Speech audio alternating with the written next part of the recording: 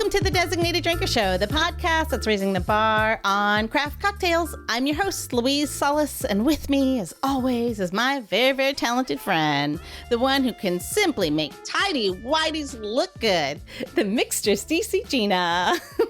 Hi, everybody. What a day. It is a day. It is a day. It is. It's a day to talk about tidy whities, shall we? I mean, okay. So, Gina, do you know what, other than just being Hollywood superstars and icons, Marlon Brando and James Dean have in common? No. So, they both made wearing underwear a statement piece. Not the tidy whities we were just talking about, but underwear nonetheless. So let's go back to early days of Marlon Brando. We're not talking about the latter part, but the early days. In 1950, Marlon Brando played Stanley in The Streetcar Named Desire.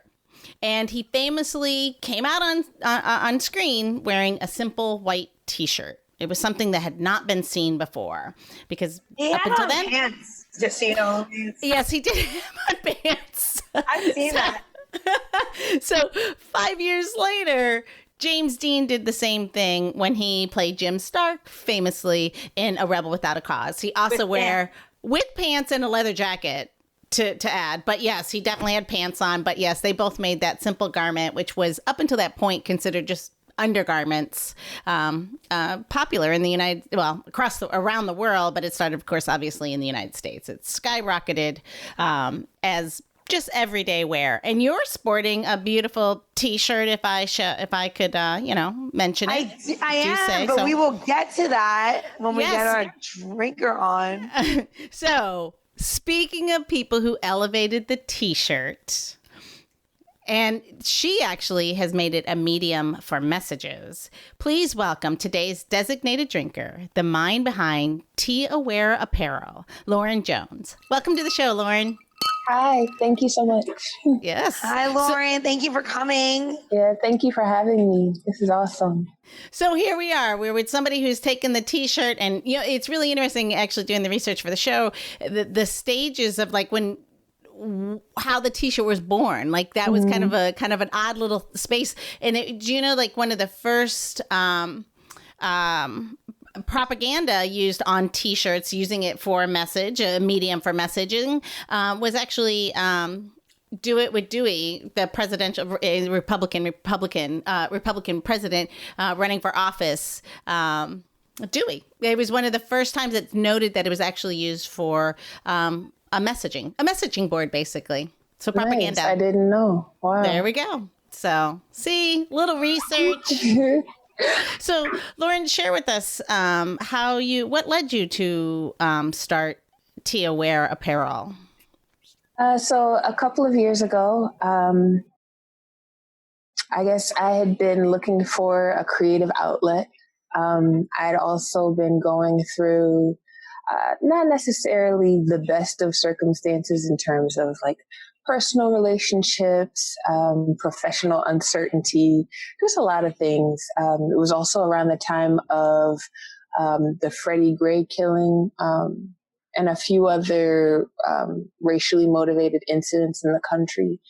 And I just felt like I really needed to convey a message of hope, positivity, something that would lift my spirits as well as others.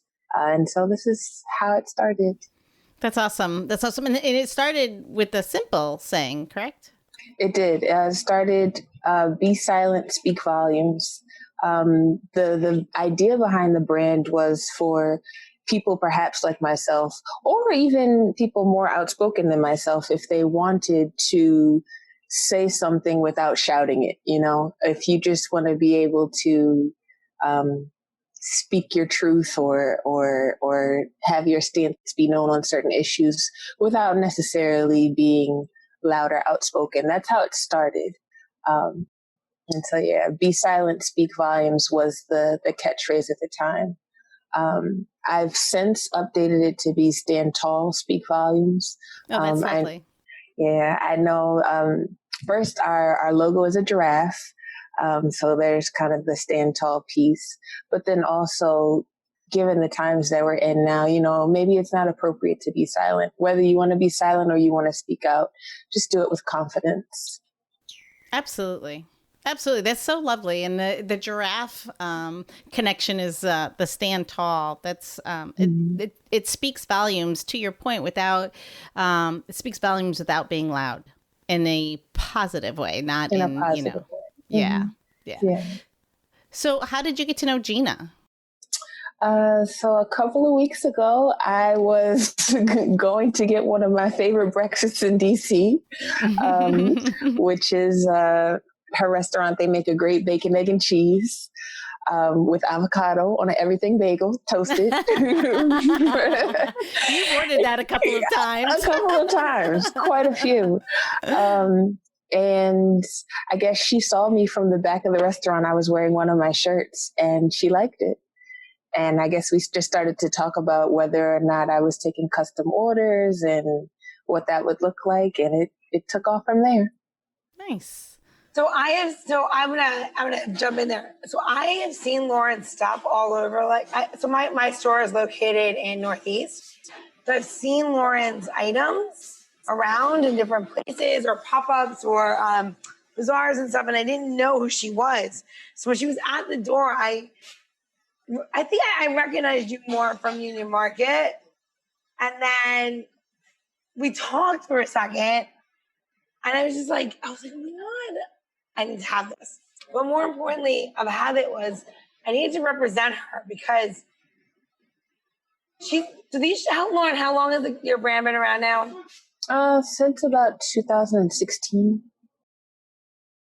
I mean, it's for me being here in Northeast in Washington, D.C., it is recognizable for me for sure. But to finally meet her was a pleasure for myself. And I was like, this is kismet. I believe in it. I believe in things happen. And it happened. And I was like, she's lovely. And then she came in one Saturday and sat in the corner with me because you're not allowed to be inside anybody's stores. And we had a really... I believe, I hope I'm not speaking out of turn, but we had a really great connection over people and people and humans and why you're just connected. And I think, I don't know, something brought us together. So now we're here. So now we want to know who she is. The t-shirts and prints. Yeah. So you ordered the Hope t-shirts, Gina, then for everyone on staff? So I ordered the Hope t-shirts for my entire staff because Lauren came at a time where I felt like we needed to say something. Her message is so positive about being, human and just ethically and where she wanted to do and how she wanted to present herself. And she was amazing. And I felt like this was the right woman to align with. My big advocacy for being a women-owned business is always to support other women, whether it doesn't matter your race or color or anything to me. It's more about promoting women. But this time that we are in, I will support anything that Lauren wants to do or anybody really, because her message is clear. So this is your side gig basically, right? Because you do this obviously because you're passion driven, but you have a day job, right? You're doing more stuff, right? I am, yeah. But this is so important to me, and the other kind of impetus for this brand and especially the line. I think the line kind of came before the brand. It's worth fighting for, which is hope, healing, love, and life. And kind of acknowledging the fact that there are so many things that we're not equipped to kind of handle on our own. There are so many things that we come up against, whether it's injustice, whether it's, whatever negativity it is in the world that just in and of ourselves, sometimes we can't overcome it, or if we allow it to, it'll change how we respond to situations. It'll change our character. And just having this firm belief in God and scripture where it says, you put on your whole armor and you go out and you face the day, and that's also a big part of what the brand is about, and the brand and the hope fist, life, love, and healing fist is, you have to make that conscientious decision every day to Absolutely. put your best foot forward and to stay covered. You have to live that though. Yeah, absolutely. I think pause for a minute. Yeah. I'm just gonna tell you, you have to live that, and like the fact that Lauren lives that, you have no idea. She was here, and like you have to live that saying, like of like hope, and like really like you have to like sometimes like really suck it up and like not say a word, because sometimes you have to like really like think maybe that person's having a bad day or whatever it is, and really believe in your soul that people are good. And like, I commend you bigger than anything for that. Because those words are, those 4 letters are so hard to live by. It's not an easy statement to make. How can one word be so hard to live by? I will never understand, but you have to abide by it and really rally behind it. And I commend you for that. and understand that, you know, people do good things, people do bad things, and what's the impetus for the bad things? You know, is it something that I can change? If it's not, is it going to dictate my character? It's not, you know, or at least I try very hard not to, but also, you know, staying prayerful and hoping that people start to understand that it's bigger than this. It's bigger than flesh and blood. It's bigger than, you know, dislike. It's negativity. It's spirits and you know, well, it's bigger than us. Yeah, it is very much. And I think to Gina's point that the fact that it's not just words on a t-shirt for you. It is the way you lead your life, and that in itself is a beautiful message for us all to take heed. Because to Gina's point, it's hard. It's hard. It's very hard. And to, you know, sometimes you just get down and, you know, the negativity can bring you down. So yes. I always say, you know, a simple smile costs us nothing, but you never know how valuable it may be. Yes. Because maybe somebody's just having a terrible day, and your simple smile, your simple act of positivity can change that. So you know what's going to make me smile? Yeah, I think we need a refresher. I think we're going to do something a little bit different today. We are, you know, we're always promoting. Sometimes we do a non-alcoholic drink. Today, it just feels like one of those days we're going to make it a little bit breezier. We're going to sans the alcohol. You can add it if you want. But we are going to make basically a Moscow Mule without the alcohol and adding more berries and a little bit of flavor. Wonderful. All right? Yeah? So for a Moscow Mule, you need to start with a glass. And you can pick a glass such as this, or you can get, you're feeling a little bit, you want to use half of a tin, a shaker tin, or you want to do a copper. I'm going to do that. Copper mug. You could do any of the things you want to do. But it's just something to like hold on to the cold, right? So we can use the lime, so everyone sees we have a lime, or you can have your fresh squeezed juice. It's up to you how you want to do it. But we are going to put in our glasses, and I will do 2 so everyone can see, 1 ounce of lime juice or a half of a squeezed lime. There we go. And then this is really important. You're going to add your ice right after this. Now you can use regular cubed ice, or you can use, you know, crushed ice. And one thing I love to do is, and I just lied to you all, is that we're going to add our berries. I just lied to everyone. We're going to add your berries first. I am such a liar. Berries first. Berries first. How many do you think, Gina? I have blueberries. I mean, like, all right, so you have blueberries. Blueberries are a little bit less. I'm using raspberries. Lauren, what do you have? Blackberries and blueberries. All right, so blackberries and blueberries. You need 4 to 5 of each. You need like 9 berries total. However you want your berry load to be, you do it. Now, here's the deal. I want my berry. Here's the deal. So now you have the fruit in there. You know what? Just because Lauren has 2 kinds of berries, I'm going to add another berry, a little bit of fresh strawberry that we grew. Do a little bit. Nice.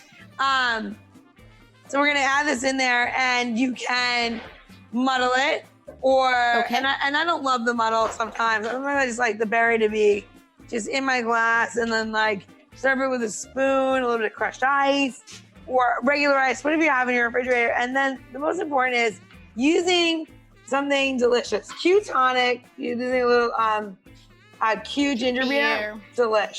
So let's grab some ice. Everybody grab your ice. And then I'm going to put it in a regular glass so you can see what I'm doing. I'm just pushing down the ice on here because honestly, you're going to just play with this one with your straw. And this is what the beauty of making things at home are. I'm going to put your ginger beer in there, probably like 6 ounces. Can't get any easier, right? Now, if you're feeling like you want to add a libation, okay? Yeah. And you need a libation, obviously you can make it a Moscow Mule or Whiskey Mule or whatever you want to do. For me, I feel like a little Maker's Mark is in order. So I'm going to put 2 ounces of Maker's in this one. And I'm going to call it a Kentucky Mule. So we have the lime, the ginger beer, the whiskey, and we have our berries. And then Roberta was kind enough to go outside and pick us some fresh chocolate mint, which is my favorite. And we're going to throw that in there. Throw it in. I'm going to put our cocktail like this. And one quick second, obviously you need a straw. One of my favorite things now is that everyone's like socially and environmentally conscious. Go and invest in some metal straws, please. Yep. They're Please so cool. stop taking extra from Dunkin' Donuts or wherever you go and get straws from for free. Just get some metal straws. There we go. They're amazing. Look So at you use that. them as a little spoon, and they're amazing and they're delicious. So let's hold up your drinks. We'll take a quick picture and we'll cheers. Here we go. Lauren, it looks great. Cheers. Cheers. All right, Ooh, that's refreshing. lovely. What kind of ginger beer did you use, Louise? I have Fever Tree. It's a good one. That's a good one. I've never tried this brand before. Q. Cute. A question for you. Go. For those of us non-drinkers, what makes the Moscow Mule Moscow? The vodka. Yeah. But little known fact is the Moscow Mule was invented in Southern California, everybody. It was not invented in Russia. It was a bunch of there you people hanging out and getting drunk or stoned, I'm not really sure, in Southern California, San Diego. And the name of the bar is escaping me, but I will give you the name of that bar because it is actually famous. And they put some vodka and ginger beer together. I have to tell you, ginger beer is one of my favorite things. I love to just drink it in general. Yeah, it's good. I think it's such a great alternative to soda, but I also love non-alcoholic beers because they're made with yeast. And then they inoculate the yeast so that it's not alcoholic, but it has so much more body. So that's what makes a ginger beer. Yeah. Oh, I never knew that. At some point, it must have had alcohol, but if you had enough water, it stops. Gotcha. Is that what it? So I have a little fact for you when you threw out the strawberries. Do you know that strawberries aren't actually a berry? They're the ovary of a flower. And bananas are a berry. That's... Mm-hmm. Oh, I love ovaries. I do love women. Our lovely producer, Janice, just informed us that the name of the bar is the Cock and Bull. Thank you very much, Janice. She's so The good. inventor of the Moscow Mule. Or anything like that. But truly, my kids, I'll be honest with you, my children, they make this all the time. They take berries. I always have ginger beer. They dump it in there and they make drinks and everything like that. But like, you don't have to, a cocktail doesn't have to. I think it's really nice when, we've had this before, we've had this conversation before, where it's nice when you have non-drinkers or like spirit drinkers come to the house and you give them something more than just a ginger beer. And to your point, this was very simple. You just throw some berries in and you can make it looks pretty and you don't feel like you're missing anything. It's a beautiful cocktail or mocktail. But it's something that if you do want to imbibe, it's an easy add. Thanks, Gina. Thank you very much. We're going to send them to designateddrinker.show, right, Gina? We are. And we're going to have all the tips and how-tos on this drink, on this cocktail, and all the other recipes that Gina has done. They're so amazing. So if you're ready to imbibe or if you're ready to, go virgin, you can do that too. Be a long time before I can go back to virgin. I can children. That's a whole lot of cocktails to get back there. I'd like to see that happen.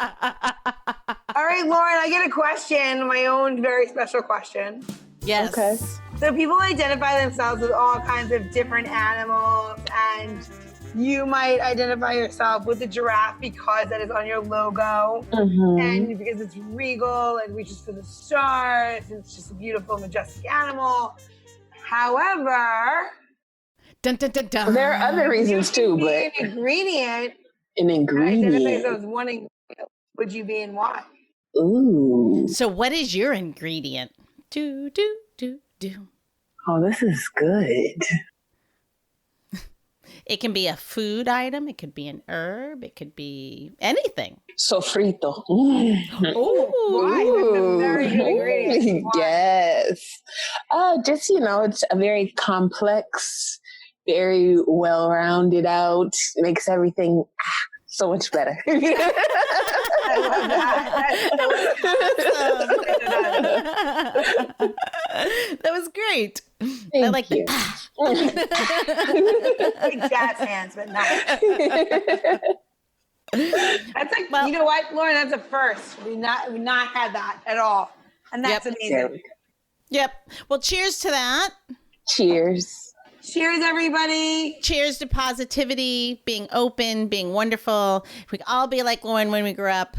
Thank you so much for pushing out so much positivity in the world and making a better place for all of us. Thank you guys so much for having me. And if I could just, if anyone's interested, follow us on Instagram at T-Aware Apparel, and also https t-aware.com. And if you didn't get that, don't worry. We'll have all of that on our website, as well as all the episode notes for the podcast. Thank you so much. Cheers. Cheers, everybody. Have a good day.